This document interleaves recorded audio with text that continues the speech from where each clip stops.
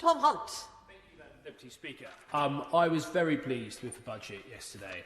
I signed a few letters with other colleagues to call for various things with, I think, a sort of 70 or 80% success rate, universal credit extended for another 6 months, fuel duty frozen for a 10th year in a row.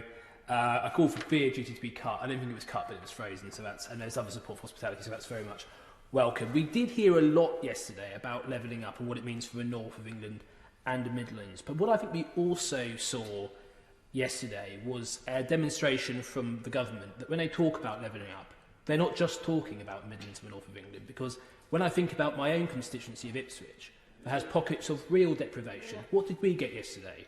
We got the maximum £25 million from a town deal for 11 projects, which will be a key boost for our town. What else did we get? We also got the Freeport East.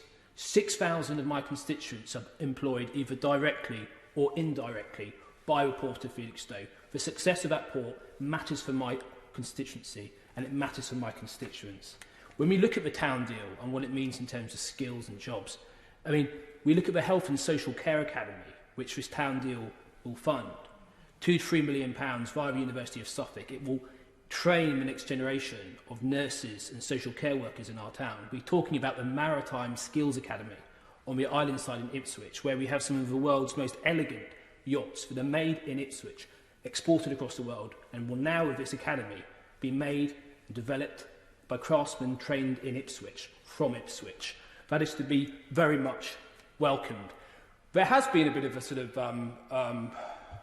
hoo-ha and debate about these town deals over the last day, and I've, in some senses, Labour politicians and other parts of the country are a little bit bitter that they haven't got a town deal like Ipswich has got for £25 million. But what is slightly surprising is the reaction of the Ipswich Labour Party, who surely you'd think would be jumping for joy at the fact it got this £25 million. I remember when the Secretary of State for Community and Local Government visited Ipswich before the general election, and the town deal was dismissed. It was dismissed as an election bribe that would never happen.